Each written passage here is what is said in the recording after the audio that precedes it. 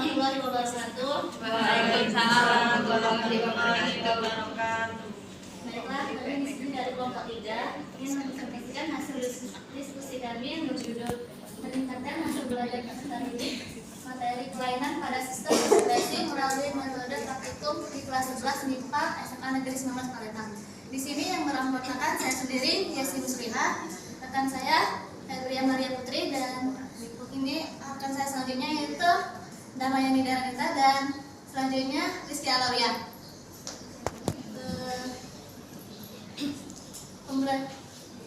Yang pertama akan dijelaskan oleh saya sendiri, di mana di sini kami mengambil judul meningkatkan hasil belajar peserta didik materi kelainan pada sistem ekspresi melalui metode praktikum di kelas 11 MIPA SMA Negeri 19 Palembang.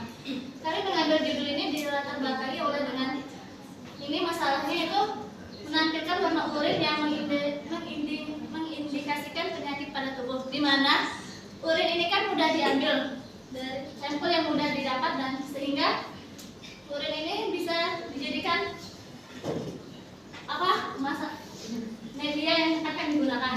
Nah, selanjutnya itu penyebabnya ini kami melaksanakan ini di SMA Negeri 19 Palembang. Praktikum itu jarang diterapkan, maka solusi yang kami ambil itu melakukan praktikum dengan model problem based learning.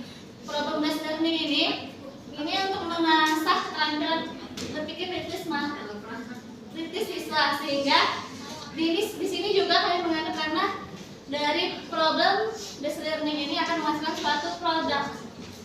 Selanjutnya akan dijelaskan oleh Febri. Baik, selanjutnya yaitu tentang perangkat dan pelaksanaan pembelajaran. Jadi, kami menggunakan model problem based learning dengan metode praktikum. Nah, di sini perangkat yang kami gunakan tentu sama seperti yang lainnya juga, ada LKPD, RPP, dan juga media pembelajaran. Media pembelajarannya ada video dan juga PPT. Nah, lalu untuk pelaksanaan pembelajarannya ini disesuaikan dengan sintaks dari model problem based learning. Ada 5, yaitu yang pertama orientasi masalah. Di sini guru kami itu mengorientasikan masalah melalui pertanyaan pemantik dan juga menampilkan video masalah. Di sini kami menampilkan video tentang fenomena yang terjadi di kehidupan sehari-hari. Dan video itu bisa, kalau kalian ingin melihat, bisa scan pada laptop di sini. Kemudian yang kedua yaitu mengorganisasikan masalah. Nah, di sini setelah mengorientasikan masalah, setelah peserta didik tahu masalah yang akan didiskusikan, maka kami mengorganisasikan masalah tersebut dengan memberikan LKPD sebagai bahan diskusi mereka, dan juga membagi mereka ke dalam kelompok-kelompok kecil sehingga mereka dapat diskusi pada kelompok tersebut. Kemudian yang ketiga yaitu membimbing penyelidikan. Nah, di sini kami melaksanakan praktikum uji urin untuk melihat kandungan dari glukosa dan protein yang ada di dalam urin. Nah, di sini kami pada saat pelaksanaan ini 2 orang guru, karena satu kelas itu siswanya ada 40, jadi akan sangat sulit untuk menghandle jika sendirian. Jadi kami 2 orang. Nah, di sini kami membimbing penyelidikan ini mulai dari menjelaskan alat dan bahan, kemudian cara melakukan praktikum, dan juga mengarahkan mereka agar praktikum berjalan dengan baik. Kemudian yang keempat itu mengembangkan dan menyajikan hasil karya. Di sini peserta didik setelah melakukan praktikum, mereka akan mengembangkan hasil dari diskusi mereka itu melalui menuliskan hasil praktikum, di mana mereka menuliskan hasilnya pada lembar kerja peserta didik dan juga laporan hasil praktikum. Nah, laporan hasil praktikum ini dikumpulkan di minggu berikutnya. Kemudian mereka juga mempresentasikan dari masing-masing kelompok itu apakah ada dari kelompok mereka itu yang urinnya itu mengandung glukosa atau protein. Nah, kemudian peserta didik yang lain feedback itu apakah dari kelompok mereka sama atau ada yang berbeda. Kemudian yang terakhir itu menganalisis dan mengevaluasi pemecahan masalah. Nah, di sini setelah peserta didik itu sebagai guru itu mengevaluasi dan juga menguatkan materi dari hasil yang mereka dapatkan. Kemudian kami juga menarik kesimpulan bersama-sama dengan peserta didik tentang hasil yang sudah mereka dapatkan, apakah sudah sesuai atau ada yang menyimpang. Nah, mungkin seperti itu. Selanjutnya akan disampaikan oleh Saudari Damai. Baiklah, terima kasih.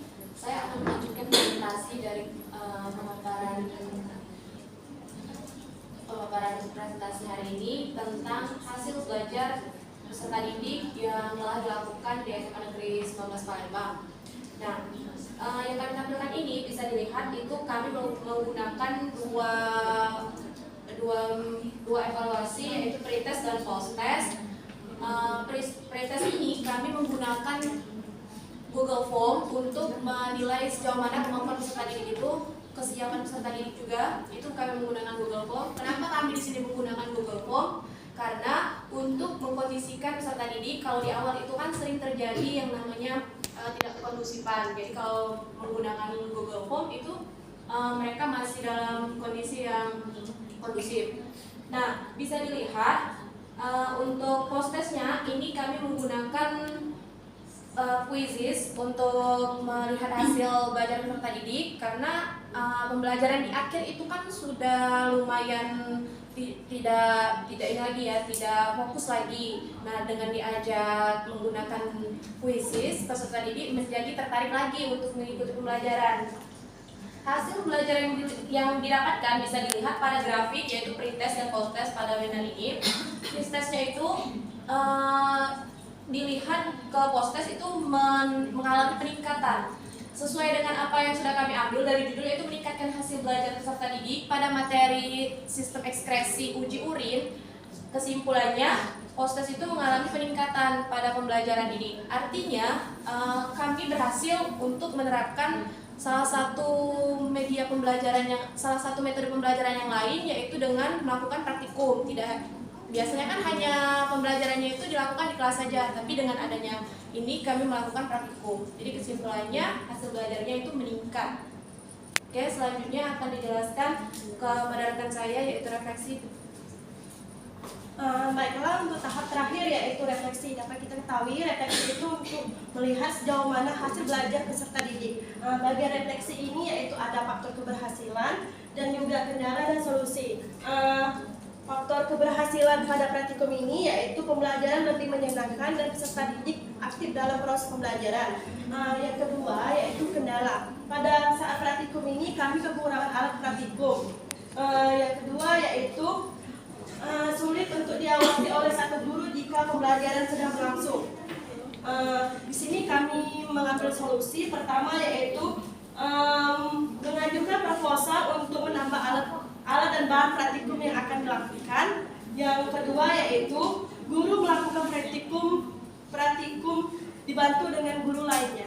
Baiklah, untuk selanjutnya saya kembalikan ke moderator. Oke, mungkin sekian presentasi dari kelompok kami mengenai materi kelainan pada sistem ekspresi, itu pada uji urin dengan metode PBL. Kami akhiri. Wassalamualaikum warahmatullahi wabarakatuh. Waalaikumsalam warahmatullahi wabarakatuh.